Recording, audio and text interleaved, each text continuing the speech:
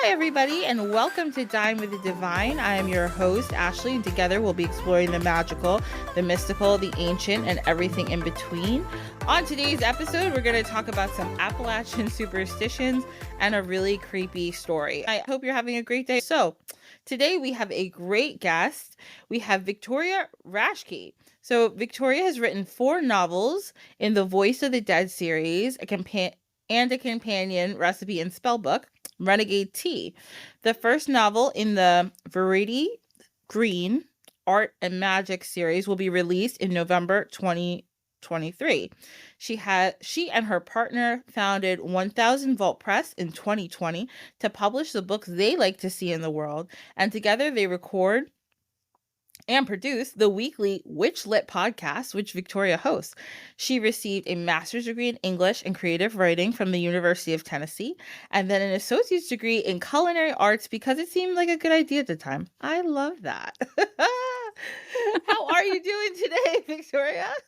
I'm good. Yeah, we were talking a little bit before. It was a headache day. The magic of a meal and some ibuprofen and caffeine, and I feel 100% better. So Absolutely. Okay, so many questions. So the first question I have for you, so you host the Witchlit podcast where you interview lots of different authors and people. What made you want to, obviously you have a degree in English, which I'm sure is part of that, and you're a writer, but what inspired you to even start your podcast in the first place? 2 things. One was I just wanted an excuse to meet a lot of cool witchy authors. And Yes, why the I do second this was podcast, exactly. Yeah, the second was as a writer, like I find it really difficult to flog my books myself or flog me. Mm-hmm. So I had this idea that like I didn't really want to pay like the overlords of the internet, Amazon and Facebook ad money unless I had to. Yeah. And I really wanted to have something out there to promote my stuff, but really it was let's do this all boat rises thing and let's just talk to other authors about their work. And I had a really early mentor who called it advertising through service. Okay. Or marketing through service to the community. And I really like that idea. I don't talk about my books a lot on the podcast. I'm going to talk about writing, like my writing process and stuff, but I don't really talk about my books very often. It's really about the person who's on the show, but it gets my name out there. And if people listen to the show and they like my books and they want to buy them, that's great. If not, then hopefully they'll buy the guest book. So yeah, I recently have had a few authors on too, and I don't know, it's just cool. It's just so cool to see everybody's different perspective too, like how people look at things differently. Yeah, I love that. It's awesome. So you have a series called Voices of the Dead series. So can you give us like a little generalization, like what your books are about in that series? Yeah. So I guess the tagline for the books is what if you find out you're the chosen one when you're in your 40s? But it's also a little bit of a love letter to Slovenia. I lived there and I did a year abroad in college and just fell in love with it. And it was like formative time for me to be there. And so I always wanted to write a book about my year there, but I don't really want to write memoir. So the book isn't really about me. The series is not about me, but it pulls on a lot of the stuff that happened in the time that I was there. And it's about this woman, Jo, who's from Appalachia and moves to Slovenia when she's late teenager, 19, 20, and encounters with the magical ensue much later. But she has a tea house with friends. It's a found family book. And then one of her many lovers is murdered. And that's the kickoff for the whole series.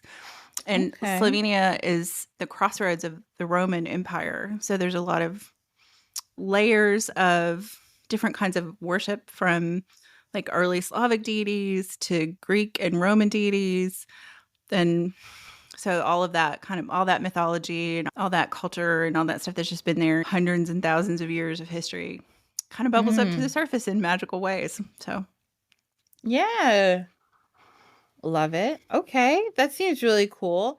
And then all these different things about like the history of Slovenia since you live there. And so obviously, and because of your podcast, you're obviously into the kind of witchy dimension of things. So how did you start with like your practice, or how did you get to a place where you were practicing this kind of spirituality is what I'm trying to say. Yeah. I don't know. I was always like a weird kid. Like I was always interested in supernatural and paranormal stuff. Like my family had one of those Time Life Mysteries of the Unknown series, which Yeah. I sometimes call my formative texts as a witch. So I think I was always interested. And then, but I never really knew, like in high school, I grew up in very rural East Tennessee. So I never really knew that there were people practicing magic. My family did a lot of things that I didn't really know were magic that other people didn't do. Just kind of folky stuff that they would never have called magic or witchcraft, by the way. And when I got to college, I met other people who were interested in this and got involved with a women's spirituality group that was heavily influenced by Dianic Wiccans. Okay. And that was where it started, but it wasn't the stop for me because that's not how I'm bent. So that's where it started. And then I've just been practicing for a long time by myself. And I spent a good chunk of probably my 30s when I was in the soup of just working and raising kids and stuff as an armchair witch. Like I just read a ton of stuff and wasn't really practicing a lot. Hit my 40s, hit my stride, and I was like, no, I'm back. I'm doing this. So, yeah. Awesome. I've always considered myself a witch. I just had a little spell there of not doing spells. Yeah, I think that makes sense. Life happens, right? So you just get busy, or you just do things a little differently than maybe you did them before, but it doesn't take away the essence of who you are and what you want to do. Yeah. Yeah, my son graduating from high school freed up a lot of my brain space. I'm sure. I just kind of, I'm still parenting. Obviously, you don't stop parenting when your kid graduates high school, but you just, it's not an everyday thing like it was. Yeah. Okay. I love that. And thanks for sharing that with us. And we're going to move now to our dish of the week because we have something that is going to take a minute to go through. So I'm like, let's get fun. to it. Okay. Yeah. I'm excited. I'm excited by the dish of the week. I was intrigued. So yes. So we're going to do the dish of the week. And let's see. So what I'm just going to talk about the couple dishes. Like we talked about in your bio, your Voices of the Dead series, you made a complimentary companion cookbook to it because the main character owns a punk cafe. Am I saying that right? A punk tea house. Yeah. A punk tea house. Yes. Which is a pretty cool idea. And I'm going to put a link to the book and everything's in the show notes. I'm not going to read every single recipe, but obviously all the recipes are in the book. But I'm just going to tell you 4 of my favorite things that I saw. And I was like, oh, these are super, super cute. I really would eat all of these things. So number 1, curry chicken salad sandwiches. I love curry. Okay, actually, Trader Joe's makes a curry chicken salad. It's pretty good. It's obviously not like a fresh one. But and chicken salad is not hard to make, so I'm just being lazy. But yeah, Trader Joe's is there for a reason, though. Trader Joe's is for the time suck of modern life, so no shame in Trader Joe's. Thank you, Trader Joe's. Okay, this is a complete side note rant about how much I love Trader Joe's. Every once a month, I go to Trader Joe's and I stock up on frozen food. For all the times I don't want to cook. If I come home and I'm like, no, I'm not in the mood today or whatever happened, I'm like, I buy those, I keep them in the freezer, I use them throughout the month, and then every month I just restock. It's a good time. They also make those little cute quick meals. Trader Joe's sponsor me. And they have a really good low-calorie lemonade that I love. It's 40 calories per 8 ounce. Whatever. Yeah. I'm just saying all this to say that I absolutely love Trader Joe's. It's one of the best things in the world to me. Anyway, so my other favorite thing, I was like, okay, if I'm going to this tea house, what am I having? I'm obviously having every single type of tea, so I'm not going to go over all the types of tea because I love tea. I'm like I really love tea. But I would love these burnt butter cupcakes with chocolate ganache frosting. I was like, yeah, I'll eat that. I'm not even really big into chocolate frosting, but this shit just sounds delicious. I was like, yeah. Yeah, no, and chocolate cake is one of those things that I think it always looks amazing, and half the time it's disappointing. It doesn't really taste like chocolate. Yeah. So these are like, the cake is like yellow cake, but it's made with burnt butter, so you get all that toasty nuttiness from the burnt butter, and then it has basically just chocolate ganache on top. So it's which like is, a cupcake with a truffle with a little bit of salt on yeah, top. that's basically all I want in my life. So that's fine. And then the other thing I saw, which is like a soup, I guess, it's called vegetarian harira. Harira. Harira. Yeah. Yeah, I don't speak any Arabic languages or Arabic Yeah. dialects, so I'm probably saying it wrong too. But yeah, it's based on a North African soup. It's, I think, really commonly part of Ramadan. I think it's like either breakfast or like in the evening during Ramadan. So Okay. Yeah, it's one of the really, really characters is from good. Algeria, so that's why. Okay, that makes a lot of sense. Oh, that's Okay. okay. But those are my three favorite that I was Yeah. going through the book and reading all the recipes. Oh, and there was also a recipe for, Oh, like the I was like, clover I'm not, leaf rolls? the cloverleaf rolls. Yes, that's the ones I really Yeah. liked. And I was like, I'm not gonna write that down because I sound really basic, but like those rolls No, sound good. those rolls are like Proustian. Mm, My sister made them when I was a kid, and that's okay. how I know them. Like in the book, her grandmother made them when she was a kid, but my sister made them Oh. when I was a kid, and she made them in muffin tins. And you make the bread dough, and then you roll these three little balls and put them in the thing, and they're just drenched in butter, right? They're like Ooh. basic bread dinner rolls, but there was just something so special about her taking the time to make them pretty and all of Yes. that, and just like the care that people put into cooking, and that's really what it reminds me of, and that connection to family cooking for you and family dinners and all of that. So I don't think it's basic. I think it's really special, actually. Okay, good. Because I was like, these are rolls. And like, as much as I love a roll, I'm like, I can't just say roll. But I guess I can. I guess I can. Okay. And I also really liked, you have, oh, this spiced apple chutney. I really like Hmm. that one. And I'm not super into gazpacho because I'm not really into a cold soup. But this Hmm. gazpacho sounds like something I could eat. I really love the shortbread. There's also, oh, and everybody who's listening, she also in this book Victoria puts like different kind of witchy recipes too for black salt, for candle, different witch bells. So it's not just food in here. There's a lot of really awesome. Oh, the other one, smoked salmon tea sandwiches. That's the one I was really trying to Hmm. remember. I was like, "Ooh, Ah, that's yeah. yeah, that Yeah. sounds really good." Date fudge. Oh, the date fudge with walnuts and sesame. I would eat that like all over. Oh my gosh, there's really, this cookbook is really cute and there's so many good recipes in here. So, Oh, thanks. yeah, this is really good. Everybody, like I said, I'm going to put this in the show notes. Please check it out. It's really adorable. It's called The Renegade. It's the Voices of the Dead Companion Renegade Tea Cookbook. And it's really cute. So, those are some of our different foods that are dishes of the week for this week. So, next, I'm going to plug myself. So, if you like this show, feel free to go on all the socials and follow us on Dine with the Divine on Instagram and Dine with the Divine on Facebook. Please subscribe. The show is free, so subscribe on anything you listen to, whether it's Spotify, Apple, so you'll always get updates every week on Thursday when we record. Our new episodes come out on Thursday, so you'll be able to get the episode. And if you really like the show, feel free to either pause now or when you're done, give us a 5-star rating wherever you listen to us because it helps other people find the show. I'm so sorry. I'm like so tired and like I'm like not speaking properly. Also, you can give me a tip if you want. That's also in the show notes. If you want to give me $1 or 5 or 10, feel free. You can click the link in the show notes. And if you have any questions or suggestions for episodes, comments, constructive critiques, feel free to email me at dinewiththedivinepod@gmail.com. Thank you so much. Okay, this is what I was super excited about.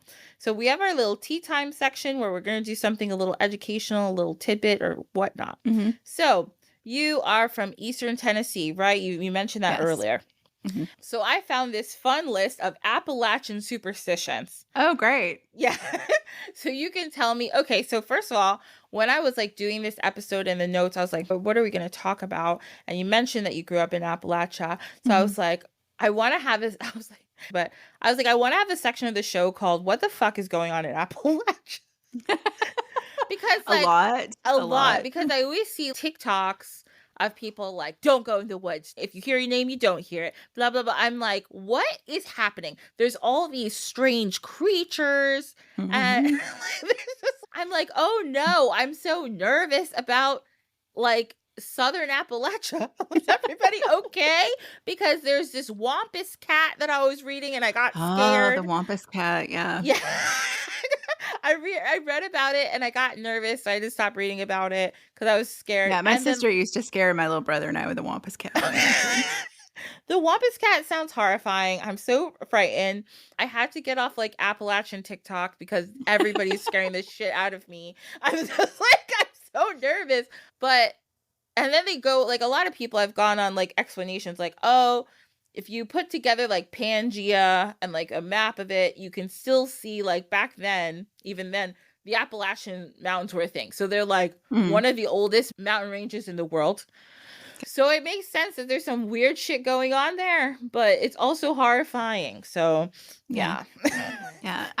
So we grew up with Wampus cat, and then we also had like family. Like, this is the other thing about Appalachia that I don't hear people talk about as much is that every holler has its own stories. Every family has their own stories. So there are a lot of like cross regional things, but each family and each little neighborhood and holler and cranny in the woods their own take on it or totally different stuff. And so we had Junior when I was growing up, who was like half man or half deer and lived in the woods and dragged a leg because he'd been shot. And we used to just be terrified as children that Junior was going to get us when we had to go outside to go to the basement at night to do the laundry. No, not Junior coming for you in the night. Okay, so you just said a word that reminded me of something real random. So you just said holler, right? Okay, so the only reason I know what a holler is because a long time ago, and I cannot remember what the name of the show was. There was a show on MTV, and it was about a group of teenagers from West Virginia, and they all rode dirt bikes and very stereotypical things that people assume about people from West Virginia. Right. And this one guy was explaining like the holler. This is my family's holler. Like we all just live, like we all live in like we all live within 300 feet of each other. And it's a holler because if I need someone, I literally just holler. And I get my family. I never thought about that. I always thought it was just like a slangy way to say hollow, but maybe he's right. Sense. Maybe it is holler in that way. That's funny. I never thought about that. Yeah, I don't know. That's what this random guy on this random MTV reality show said.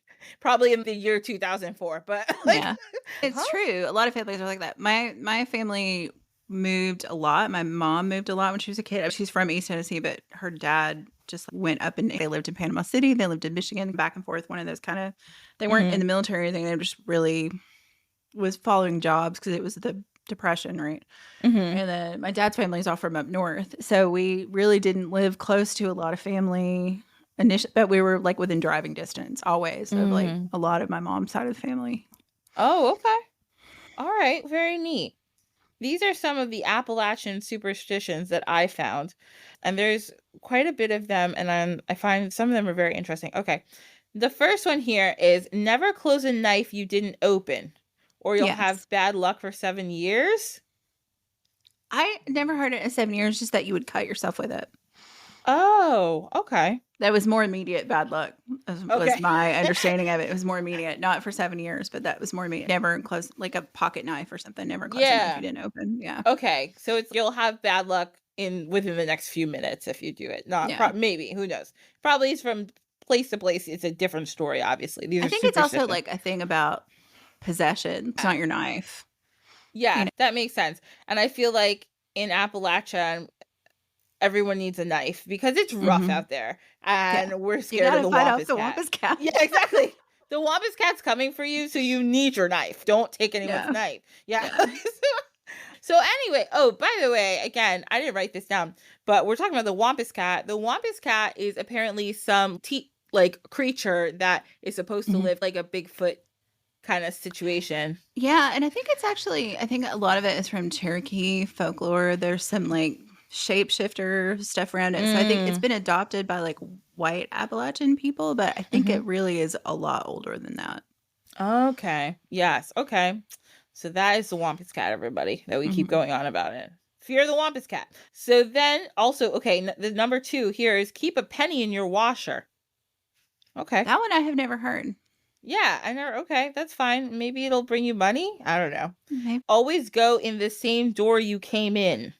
Yes, because then Okay. you don't want your spirit to get separated. Oh, okay. Yeah, I don't want to do that. I'm Yeah, nervous. except when someone dies, you don't take them through the front door if they die in the house because you don't want their spirit to find their way back. You take them out a window or a back door. Yes, I have heard that. And I also in Jamaica there Mhm. is a, and I'm it may be in other islands too, but I know in Jamaica some people, after, if somebody dies in the house, when they for not, I think it's 9 days, I might be getting this completely wrong, hopefully I can find it, they rearranges the furniture.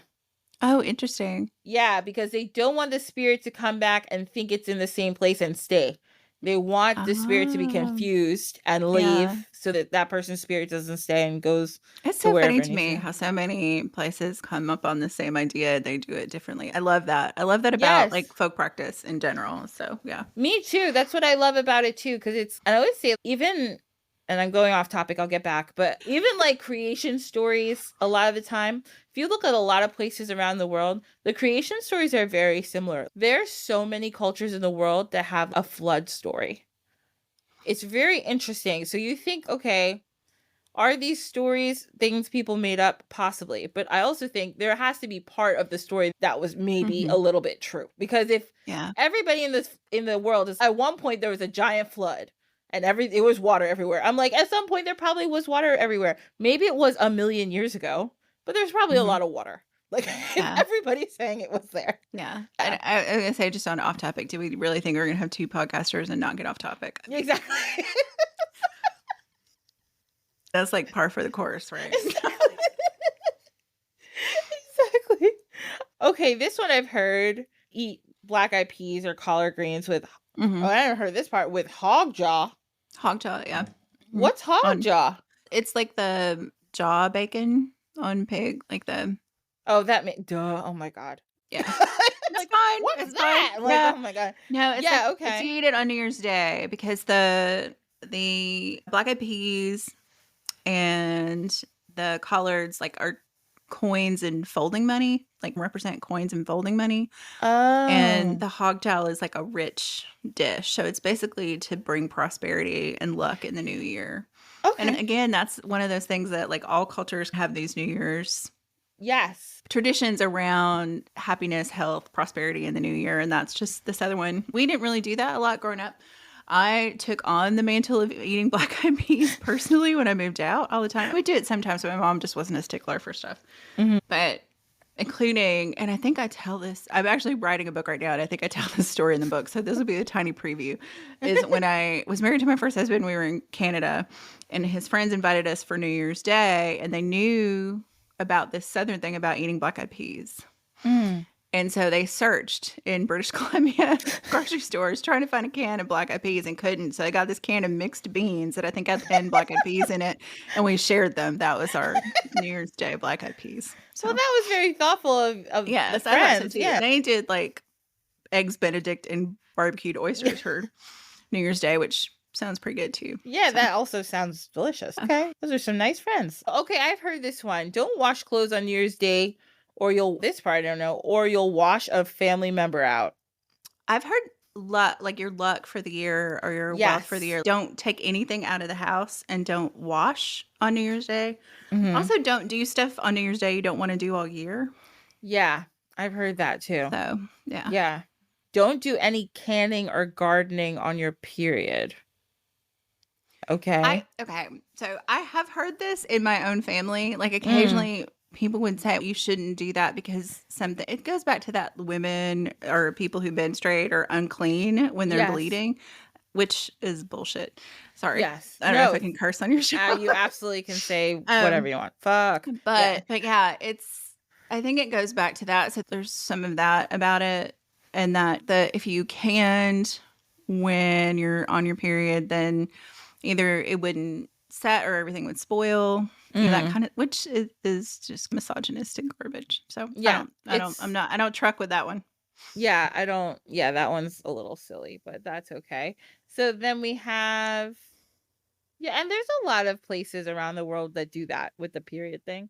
Yeah. They're like, oh, you're in your period, you should not go Yeah. anywhere and all that kind of stuff. But whatever, we don't believe in that. Plant your crops under a full moon. I feel like I've heard that one Mhm. before. Yeah. I think there's a lot of moon planting and harvesting and cutting your hair. And there's a lot of Yeah, stuff with the moon. Yeah. I've heard, yeah, cut your hair only like under a full moon because then your hair will grow fuller, Mhm. something like that. I've heard that. Um, let's see. Never give a set of knives as a gift, and if you give them to newlyweds, it will cut their love. Yes. So there's a way Oh, to mitigate that though. okay. Is that with the knives, you give a penny and then they give it back to you to buy them from you. So they're buying the Oh. knives from you, they weren't a gift. And because the other thing is that either the recipient will cut themselves with the knives or Mhm. you'll cut your relationship from them. Or for newlyweds, you'll cut their love between each other. So you give a penny with it and they buy them back from you. They buy the knives from Oh, you. okay. That's cute. I love Mhm. it. Yeah. Okay. Weirdly, I used to work at Williams-Sonoma, the fancy cookery store. Yeah, yeah. And when we wrapped knives for wedding gifts, we had a little card that had a penny glued to it that we would put in. So even Williams-Sonoma thought it was a thing. So, Yeah. yeah. Oh, that's cute. Okay. Mhm. Oh, I love that. I don't get that. No, this one's generic. This is a black cat one. We're not, that's bro. Yeah. Everyone knows that. If you drop your fork, it means a woman is coming to visit. And if you drop a knife, a man is coming to visit. And Mhm. if you drop both, a non-binary person is coming to visit. Right. Okay. Yeah, I like that. I like the update. That's my own personal update. Yeah, I I'm like like, the hey, but what update if a a lot. non-binary person's coming to my What if a house? non-binary person coming, yeah. Yeah. Or you drop a spoon or a spork. Yeah. I don't know. Who knows? Yeah.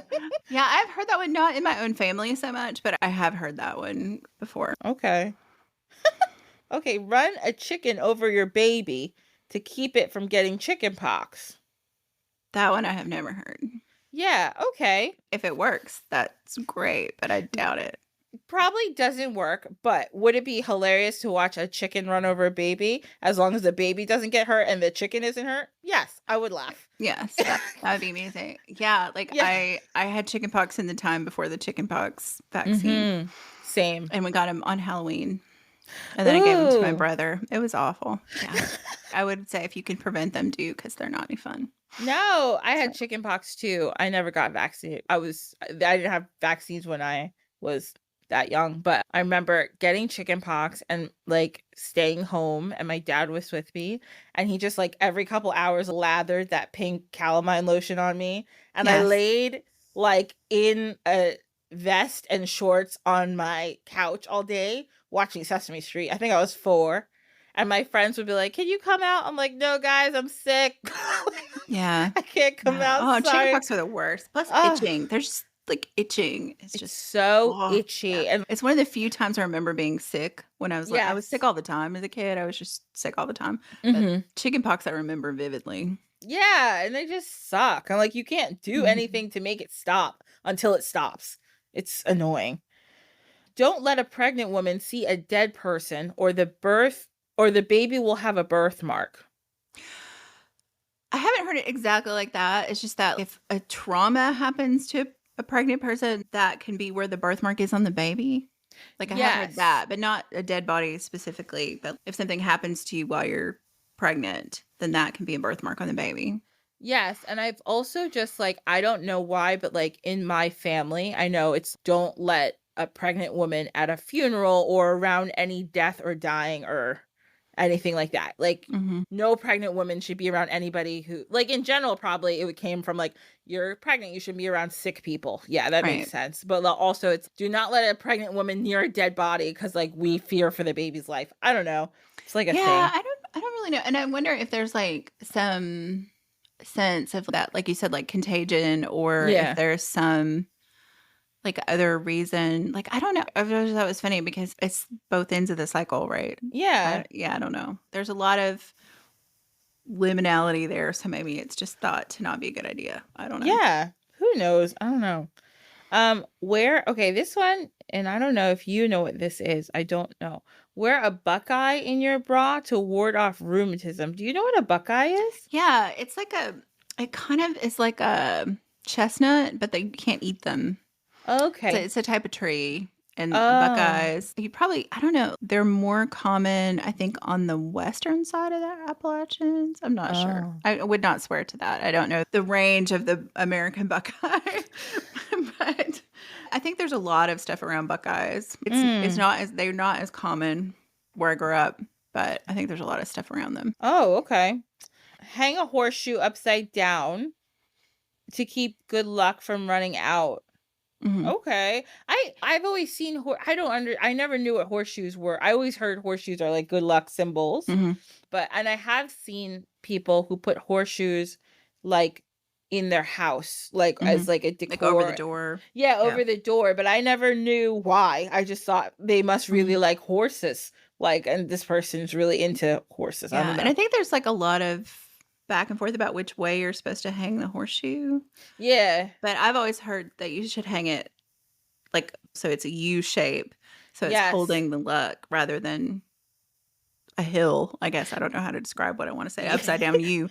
Yeah. And then the luck would run out, right? That's how I've always Yeah. heard it. Yeah. Something like that. Okay, I've heard this one. Hold your breath when you pass the cemetery or you'll be the next to die. You don't need to do that. Don't hold your breath.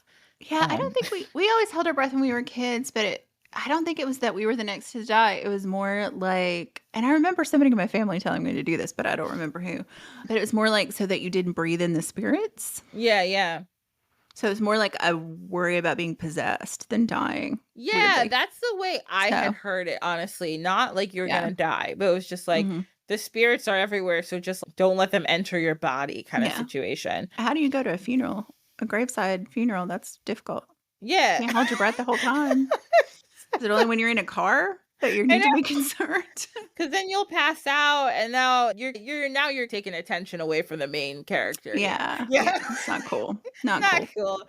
Don't be the star of somebody else's funeral. That's not cool at all. Yeah. Yeah. You'll get to be the star yourself someday. Don't worry about it. Mhm. You'll get your turn. Don't worry. Yeah. Hold your feet up when you're crossing a railroad track or you'll lose your boyfriend. I have heard that hold your feet up, but I don't think that was why we did it. I think it was like someone told me to do it when I was a kid and I just always did it, but I don't know why we did it. Specifically, it says you will lose your boyfriend. So if you're somebody who dates men, don't do this. You have to do it actually. You'll lose your boyfriend. There you go. Yeah. This is not great. If you're walking with someone, you have to go on the same side of a post or obstacle. Wait, if you're walking with someone, you have to go on the same side of a post or obstacle, or it will break your friendship. Oh, I see what you're saying. Oh, so don't walk on either side of a tree or something. Yes. Okay. That one's a new one for me. I've never heard that. All right. That's fine. Don't wash your clothes on Sunday. I feel like I've heard something similar to that. Mm-hmm. If your nose is itching, it means company is coming. Yeah. Okay. I haven't heard that one. Yeah. All right. Open this window when someone dies and cover the mirror so that their soul can leave. I've heard that, and that Yeah, I reminds think me that's of very like Victorian too. I think that may have come over from England because I think that was also done in the yes, old country, as it were. probably. And also Victorians were really into mirrors. Victorians are weird people. Mm. They were just Yeah. it was a weird time. Also, that's very I know like Jewish people do that during like when they sit Shiva, they cover all the mirrors. Mm-hmm. So that's and they Yeah. also open the windows to let the soul out and stuff like that. Yeah. Hang a mirror by the door to protect against evil. Okay. Oh, Mhm. I've heard this one. I heard this on again Appalachian TikTok, which I have to stop going on because I scare myself all night. Never leave a rocking chair rocking, or you will invite the spirits. Oh yeah, that one I am familiar with. Yeah, Okay. don't let a rocking chair rock by itself. Yeah, I'm not trying to invite any spirits, especially if I'm hanging out in Appalachia. I will tell you if you have cats, though, it's going to happen. Sorry. Mm. Cats are like I'm not a cat person, but everyone I know is, so I have to deal with everyone else's cats. And cats are the most they're super smart, but they're also so mischievous and just always I feel like they're always just trying to mess something up, start drama. Wherever they go, they're like, how can we start a problem? Yes. My theory is that cats were worshipped. And Yeah. because of that, they think that They should have your undivided attention all the time. So when you don't pay them attention, then they get into stuff. So you'll pay Yes. attention. Because even bad attention is attention. Hello. So, That's what I'm yeah. trying to say. So Yeah. that is our Appalachian Superstitions. Good That was time had fun. by all. Yeah, it was a good time. And I learned new ones. That's exciting. Isn't it? So now we're going to tell a story. Now, I don't know how I came to the conclusion that I was going to tell this story, but this is a pretty messed up fairy tale. And I love a messed up fairy tale. And I haven't done one of these yet. And I was like, I'm with a writer. I'm with somebody who hosts a podcast about writing and literature and magic. So that's what we're going to do today. Let's do it. Let's do it. I'm excited. Okay. Yes, we're going to tell a story all about magic and just some creepy stuff. I guess I feel like trigger warning for like dismemberment and some accidental cannibalism. So this is quite the story. Okay. Yeah, exactly. Let's do it. All right. My dark little Scorpio heart is excited. Exactly. All right. So this story is from the classic Grimm's fairy tales.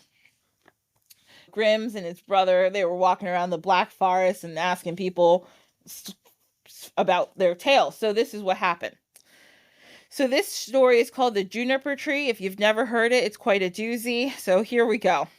So a long time ago, there was this guy and his wife really wanted a baby. So one day she was outside and she's walking around under the juniper tree and she's, man, I would love to have a baby. And she was cutting an apple because I guess she was hungry and wanted to eat an apple. So she cut herself and she bled a little bit. And she's, oh shit, I'm bleeding. But it was fine. So this story's random in some parts.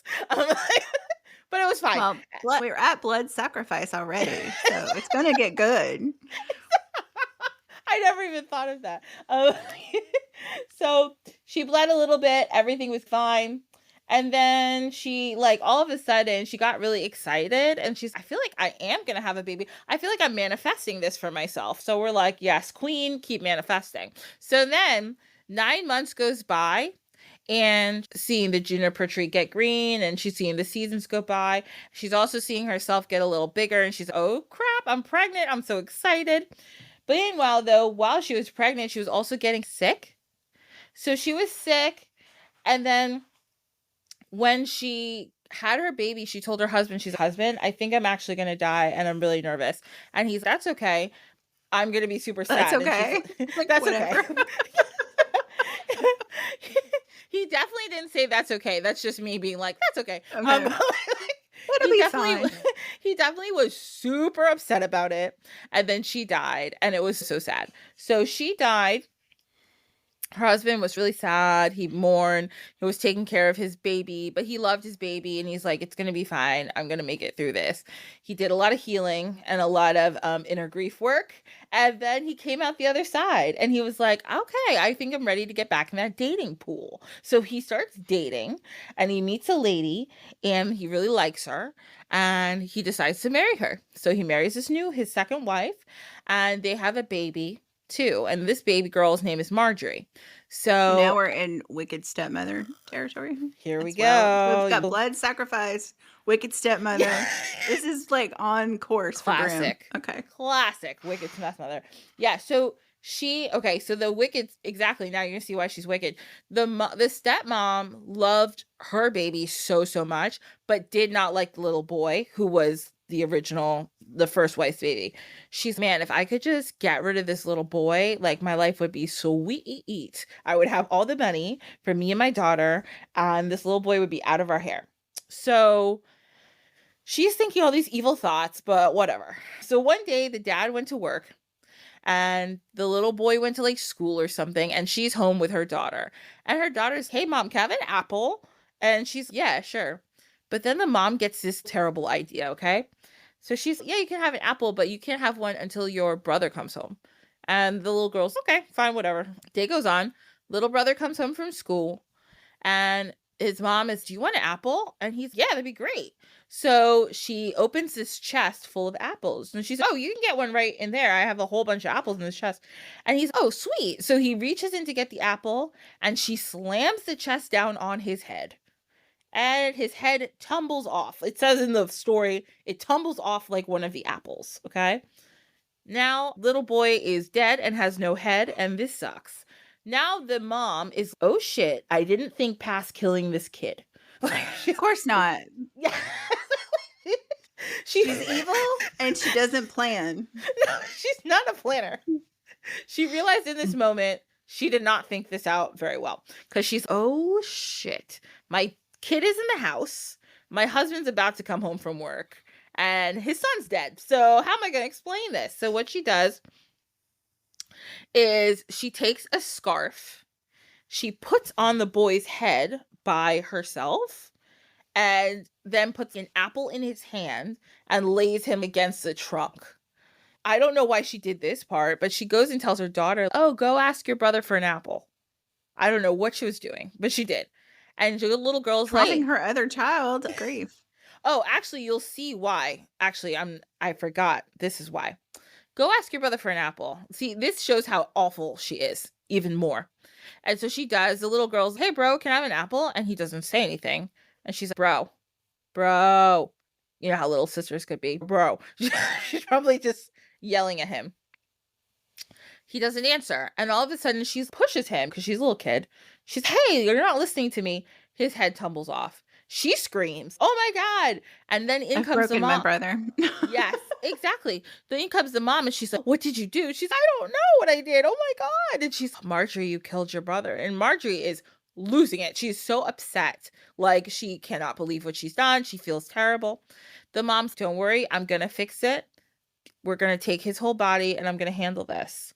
What does his mom do? She cuts him up and she puts him in a soup. Okay? In a stew. Like you do. Like, what? I know, like, I don't know why she thought this was like the smartest plan, but she cuts they him live up. in the woods, right? Come Yeah. on. You could just bury him. But okay. She cuts him up and puts him in the soup. So then dad comes home and he's, hey, fam. Hey, wife. Hey, Marjorie. And he's, but where's my son? And she's, oh, he came home. Funny that you ask, right? He came home and he's, I've got to go see my uncle. And the dad is, he went to go see his uncle and she's, yep, that's what he did. And that's what he said. And that's where he is. And she's, and the dad is, I know, the dad is, so he left and he didn't say anything to me about going, he didn't say bye. He wasn't going to wait till I got home. He wasn't going to tell me where he's going to go. This is a little boy. This is not a grown man. And the wife's, nope, he was insistent. I let him go. Exactly. I let a probably 10-year-old boy go through the woods by himself. Yes, I did. And so the dad was like upset because he's, what is happening? She's, it's fine. It's totally fine. Let's just eat dinner. I'm sure he'll be back soon.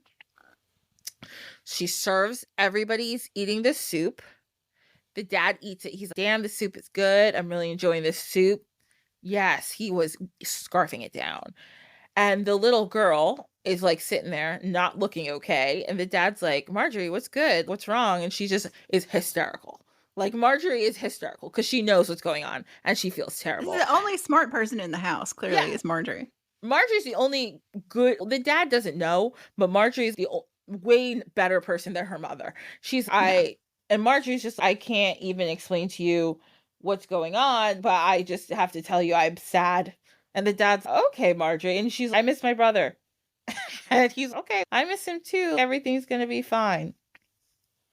Meanwhile, I forgot to tell you guys, oh, after dinner, part of what happened too is there was bones in the soup and the dad would eat the bones. And then I guess they would put them on the floor because this was like, they didn't have a garbage can at this point. After they put them on the floor. And then after dinner, the mom took the bones and she buried them in a handkerchief under the juniper tree.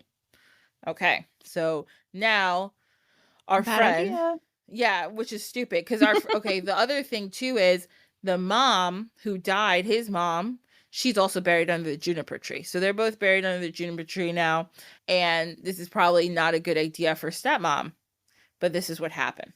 Okay. So now after she buried it under the juniper tree, it started to do weird shits, right? So here in the book, it says it started clapping. The different branches looked like they were clapping together. and a cloud rose from the tree, and then in the cloud was a fire, and then in the fire came out a bird, like a really beautiful bird. Okay, this is wild. So everyone's, what the hell is going on? But Marjorie sees all this, and Marjorie all of a sudden felt really happy. She didn't know why, but she's like, oh my God, it's like my brother is like flying away. Marjorie is, oh my God, I feel better about this, even though this is still a crime. Even though murder has been committed and cannibalism, I'm feeling a little better here because there was a firebird.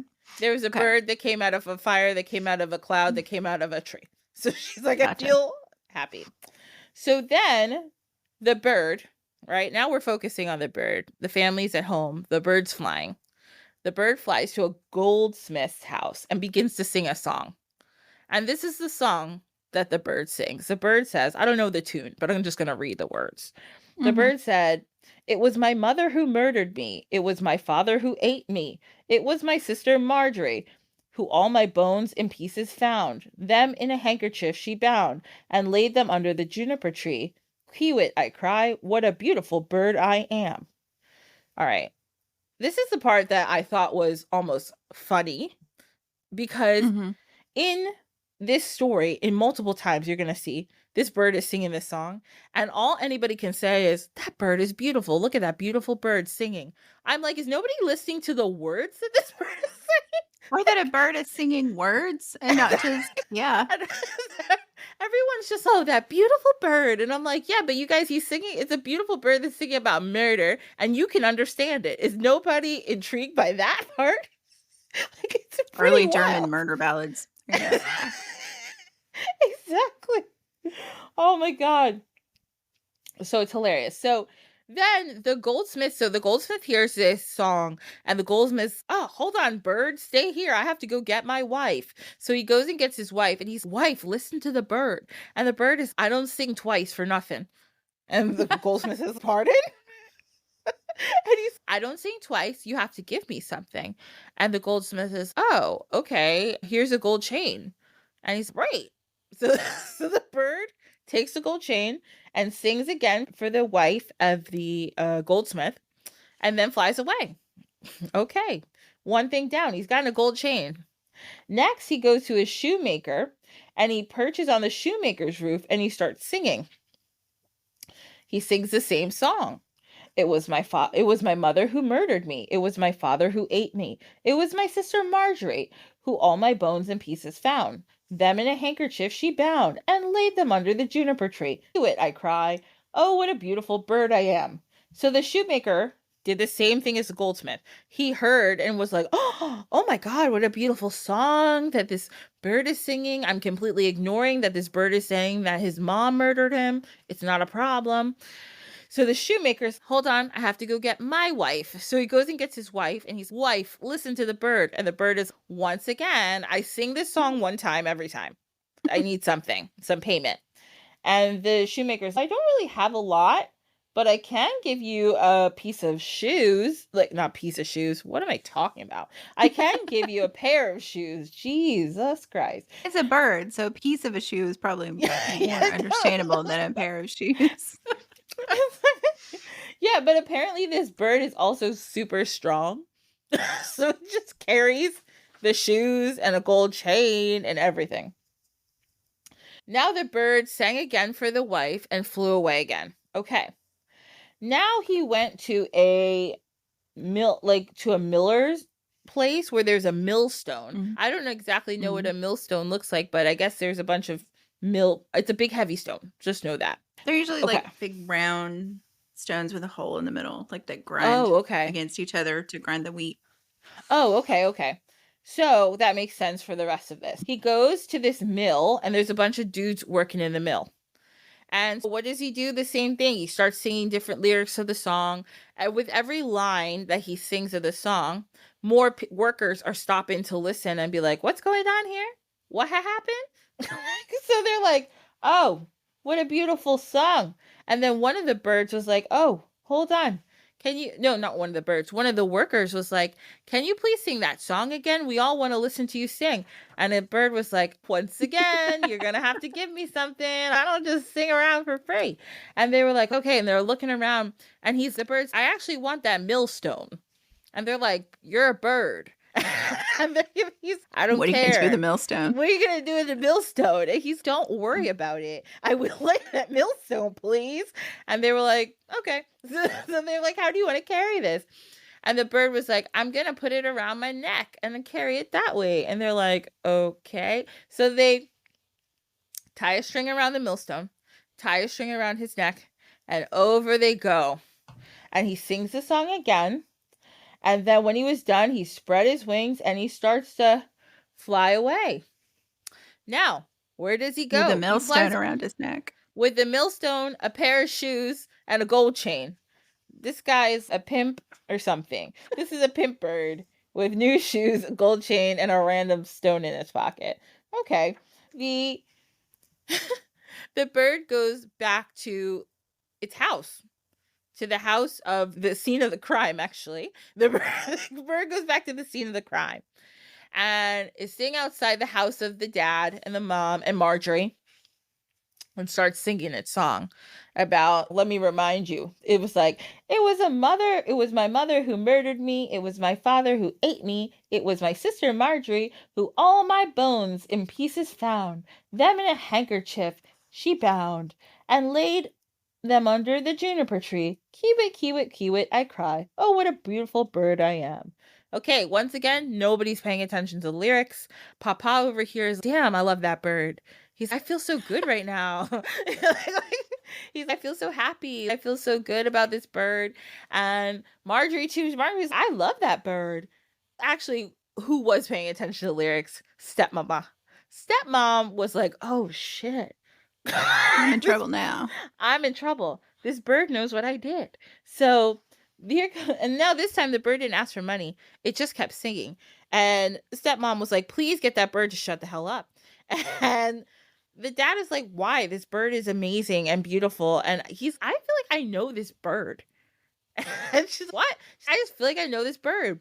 The bird then flies in the house and puts the gold chain on the dad's neck. And she's like, oh my God, thanks, bird. And the bird lays a pair of shoes at Marjorie's feet. So she has a new pair of shoes. And she's like, oh my God, thanks, bird. This is great. So then the wife, she gets so upset about this bird and how much she hates this bird. She goes outside and she tries to kill the bird. Okay? And she's like swatting at the bird. And then the bird takes the stone, snips like the string it's hanging from its neck, and it falls on the wife and splats her dead. Okay? She's right outside the house. So forgive me, but I forget how. The bird somehow sets a fire. The whole house turns into smoke and the bird runs into the fire. Marjorie and dad are outside now, so they're safe. They're not dying, but their house is on fire. That kind of sucks. Mm-hmm. So mom is dead. The house is on fire. Everyone's traumatized. But then out of the smoke and dust and fire comes the original little boy. And he's, hey guys. And the dad's, oh my God, thank God you're here. I'm so glad you're safe. And they all lived happily ever after. Not the stepmom, because she's dead. Because she's dead, yeah. But Marjorie... So, dead moms all around. Magical tree boy gets his revenge and comes back because he was magical to start with. Exactly. Magical tree boy is okay. He's fine. And he has been resurrected. He is a phoenix, literally, who rises from the ashes, but as a boy and not a bird anymore. So that is the Juniper Tree, one of the weirdest fairy tales that I know. Weird. Yeah. I'm also waiting for like the wheel of morality. What is the moral of this story? Perhaps don't kill your stepchildren is a good place to start. Watch yourself under juniper trees. There's some stuff to learn here, I think. There's I feel like in Grimm's fairy tales, and also I was talking about this in an episode too, like Arabian Nights, there's no like morality tale. It's just, this is what happened. It's fucking weird. And you're like, a lot of dead moms. A whole lot of dead moms. Lot of dead moms, like everybody. And I guess because one time I was like researching this because I was like, why are all these moms dead? And I guess they were like, there was a high mortality rate back then, and like women, and because these stories come from typically like the more rural areas of, well, Germany, Mm-hmm. when the Grimms were looking for this Collecting, stories. yeah. Yeah. So like in these areas, number one, if the rate of death is like a lot higher in like the 17 and 1800s, right? And then number Yeah. two, if you're a woman and you're a little older, maybe you have kids already, it's good to get a husband because you probably don't have a ton of wealth opportunities or ways to make Mm-hmm. money. And Yeah. then there was always not a lot to eat. So it's, if you already had to raise somebody else's kids and your kids and be with your husband, and your food was sparse, you're probably thinking, I have to save Mm-hmm. myself and like my biological children, because you feel more indebted to them. So Yeah. I guess that's part of what they say. And I would imagine, I don't know the German inheritance laws. In England, there was primogeniture, so like the oldest male got everything. So I don't like in German inheritance, if like the firstborn children probably would have inherited, and the stepchildren or later born children might not have too. So it was, when you're talking about murder, there's always money and power involved, right? Exactly. And and we're definitely gonna have to do more Grimm's fairy tales. There's so much murder in Grimm's fairy tales. I always find it amusing that they were so aptly named the Grimm brothers, because The stories are fucked. Like they're yeah. and I know most people know this now, but it's like the fairy tales were never meant for kids. They were adult entertainment. So that's Mhm. why they're so weird. And there's a lot of there's even weird sex stuff. There's a lot of just gross, weird. Even Blackbeard is a weird story. He just kills all his wives. That's weird. There's so many Yeah. weird. Yeah, because it was meant to be stuff that you said around when everyone's finished dinner. What are we going to do till we go to bed? We're going to tell creepy ass stories. We didn't have So- television, so let's Exactly. tell ghost stories. I think that's part of, honestly, I think that's why Appalachia's like it is too, because parts of Appalachia weren't electrified until the 40s. Yeah. So they got electricity a lot later, so there wasn't television. So those stories Yes. stayed alive a lot longer because they could tell them. So, Yes. And we talked about a little bit about granny women in a different episode. And we were just talking about Appalachia, especially when the Scots Irish people came and all these Mhm. different people. yeah. Germans too, And weirdly. yeah, Germans, like all these different groups of people, when they showed up, it wasn't an easy terrain to live in. No. A lot of people didn't have a lot of money. And in the case of the granny women, we talked about like a lot of that culture of these women kind of healers started because number one, a lot of doctors wouldn't make it all the way out there, like in Yep. these mountainous areas. And it cost a lot of money for these doctors to come, and a lot of people didn't have that. And I'm just saying all that to say that it wasn't an easy life. So even when you hear, I feel, and on another podcast, we also talked about murder ballads a little bit. Yeah. But you're like, damn, why are these people talking about death? Because life was not easy, and death was probably like, we might die tomorrow, so like, Yeah, it's like the murder ballads thing. I was reading this article today about like country music, the state of country music right now. I'm not like a big country music fan, but I do Americana and like old country music. And murder ballads were so in that, and like these kind of poppy country songs of women who like kill their bad boyfriends and kill their husbands, the chicks Earl song and all that stuff. Those are basically reverse murder ballads. Like it's the same tradition, right? Like in murder ballads, it's almost always women who are killed because misogyny. But the shame about Earl, or I can't even remember what the name of the song is, but like I know those, you're talking the Earl song. like those newer country music songs with women country singers singing about murdering bad boyfriends or whatever, or reverse murder ballads. Like they're still with us in this other way. Yes. One of my favorite songs. What the hell is this song called? Oh, there's a song by the Civil Wars called "Oh Henry," and it's the whole song is literally her basically threatening to kill her husband if he cheats on her. But it's an amazing song. I love that song. Yeah, I know some of them are great. If you're a Nick Cave fan, he has a whole album of murder ballads. Oh, they're eerie and dark, and it's Nick Cave. So you know. But it's a great album, and a lot of them are more like the English and Irish ones. But a lot of those made it to the U.S. to Appalachia and just got the names changed and places changed. There's actually a really good one called Knoxville Girl that Dolly Parton recorded. It's a really good one. I gotta check that. I don't Nick Cave, you said? Okay, I gotta check him Yeah. out. I don't really know, but I like always say I don't really like country music, like at least modern country music, but I like folk music. Like I love, Yeah. and I love listening to the words because you're like, damn, like this is rough.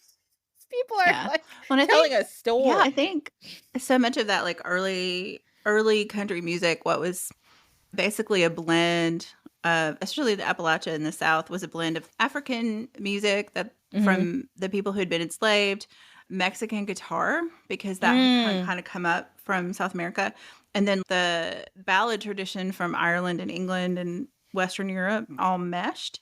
And yeah. then when they started cutting records, then they split it apart. And there was like hillbilly country music, and there was race records, is what they called them, that kind of Mm, turned into R&B and rock and roll. And then country music became what it did. But yeah. I think a lot of people who are doing Americana now are back to the roots of this music and understand like the origins of a lot of this music. And I Mm, don't know, it's just far more interesting to me than the top 40 stuff. The top 40. I've never been a top 40 country music person, yeah. but there's such good stuff in there that's not stuff that gets played on the radio It's so because it good. really is back to the roots of where this music came from. Yeah. So, If you, and even, okay, I'm not going to keep mentioning random songs, but I will. There's on like even the soundtrack for Oh Brother, Where Art Thou? oh God, that's such a great, Such a good so soundtrack. good. Yeah. There's this song called Oh Death, and it's just this like Yes. old man singing like about death and how he's just asking death to give him like another year. But even just like this guy is, it's not like a singer. It's just this old Hmm. man singing, and it's just so powerful when you listen to that song. You're like, damn, like I could listen to that song over and over again because it's just you listen to what he's saying, you listen to what he's trying to explain. It's just it's really awesome. It's really cool. Yeah. If you want to go down a rabbit hole, like Yes. based on this song. So during the Works Progress Administration, like the WPA, like when they got people to work in the Depression, Mm. they sent all these people to Appalachia as song catchers to record these old people in Appalachia singing these songs, and you can listen to them at the Library of Congress and the Smithsonian websites. You can go and listen to these recordings. I have chills thinking about it because it's just really, it is amazing to hear these people. They weren't great singers necessarily, but they held these songs with them, and there was something. And I'm going to mess the story up because I source amnesia, but recently, and I'm just fascinated by this, and it also gave me chills when I thought about it. And you may have seen this in the news too, there was a family, and I want to say they're in the South somewhere, but I can't remember if they were in Georgia, Mm-hmm. but they had a song that they sang, like their family sang, and it turns out that it's a song that actually came from Africa and had survived in their family. That was a song that women sang when they gave birth. And Wow. it is like this kind, it's mutated a little bit from the original language, and I can't remember if it was Yoruban or which African Mm. language it was, but just that these songs survived in these pockets is amazing to me. Yeah. That's I don't so know, I just think there's cool. really deep magic in that kind of stuff. Me too. I don't know, you feel what these people are saying, and I don't know. It's just I love it. I love all types of Mhm. folk music. It's so Yeah. deep. It's rooted in the culture and what Mhm. people were feeling at the time. It's so interesting. It's not manufactured to be catchy. Like there's That's it exists for a reason. It exists for a reason. So yeah. yes. That's exactly part of it too. Yeah, it's not nobody was making these songs to like even like again, I'm gonna reference Oh Brother Art Thou because I really enjoy that movie. Yeah. Like, No, but like same, even same. I love that yeah, movie. The soundtrack is great. it's so good. Even like the Soggy Bottom Boys, right? That's the group that they form in the movie, and Yeah. even the song that is popular is called "In Constant Sorrow." He's just talking about like why he's so miserable and how he'll Mhm. never be able to get back to his home in Kentucky, and it's just Yeah. and this is the most popular song and everyone's dancing to it and you're just like, yeah, but it's a Yeah. story. It's so cool. Like Yeah. Soggy Bottom Well, Boy. and the whole movie is based on the Odyssey, right? Like, Yes, so there's like that song and the Odyssey story, like it all just blends together, and you're like, we've been telling the same story for a really long for a time. long time and Yeah. all this kind of stuff. It's just Oh, I just love it. It's so interesting. But I'm going to find all this stuff and try to put it in the show notes so everyone can listen to these your songs. show notes for this are going to be like a mile and a half Yeah, long. it's going to be a lot of show notes. Oh, I can't wait. Oh, I'm so excited. But I do love that. I think that is one of the gifts of these kind of conversations. Just putting my podcaster hat on. Yeah. And when I listen to a podcast, I love it when people do put those in the notes because it's something that you hear and you're often listening when you can't make a note yourself. Yeah. So, yeah. I am all for show notes that link all the weird shit that gets covered in the conversation. Oh, I love linking weird shit. It's like the number one thing I love to do. Yeah, I'm going to try to find that stuff in the Library of Congress because that sounds amazing. And I'm probably going to post a link to Oh Death so everybody can just listen to it because it's a good song. It's a great song. Yes. Oh, God, I love it. And I love that old man. He's so great. This has been an awesome, wonderful, amazing, fun conversation. Yeah. Thank you so much, Victoria. Thank you. Thanks for having me on. Of course. So just tell us where we can find you on the internet or where you would like to be found on the internet. Yeah. Obviously, you can listen to Witchlit on anywhere you listen to podcasts or from witchlitpod.com directly if you're not a podcast app person. You can find me and my writing stuff at victoriaraschke.com, or because Raschke's hard to spell, you could just go to readvictoria.com and it'll redirect. And Thousand Volt Press is our publishing company. I don't know when this is going to go out. We just had a book come out from Yvonne Abro called Changing Paths. That is about people coming from one religious path to the other. Specifically in their book, it's about like a high control evangelical kind of background into Wicca. Okay. So, and kind of the resources, and because there's trauma and all that, and resources and ways to navigate that experience. And then we have another book coming out from other podcasters, New World Witchery, Corey Thomas Hutchison and Lane Fuller. We are publishing their book, Conjuring the Commonplace, about junk drawer magic, and that'll be out later this summer. Oh, nice. Okay. Yeah. So a little podcast love all around there. Absolutely. And again, there's going to be so many links in the show notes. I'm going to put links to Victoria's publishing company. So everybody, if you want to check out those books, I know a lot of people talk about the trauma of changing religions and having to deal with, what they've been through.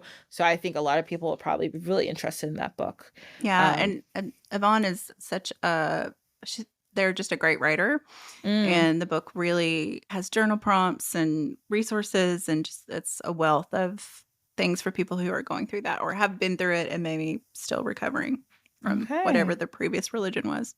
Yeah. So. Oh my God. I love it. Okay. This has been awesome. So much fun. We got to talk about murder ballads. We got to talk about the Juniper Tree in Appalachia. This has just been awesome. Yeah, this is super fun. So yeah, everybody, this is our show for today. I hope you've enjoyed the conversation. I know I sure did. And if you want to keep listening, make sure you're subscribed on wherever you listen to your podcast. Please give us a good 5-star rating if you like it.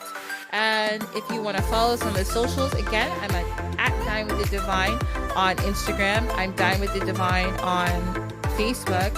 And if you want to follow me, Ashley, I'm Sankofa HS, that's SANKOFAHS on Instagram, and I'm Sankofa Healing Sanctuary on Facebook. And I hope to see you guys next week. Have a wonderful week until we meet again. Goodbye.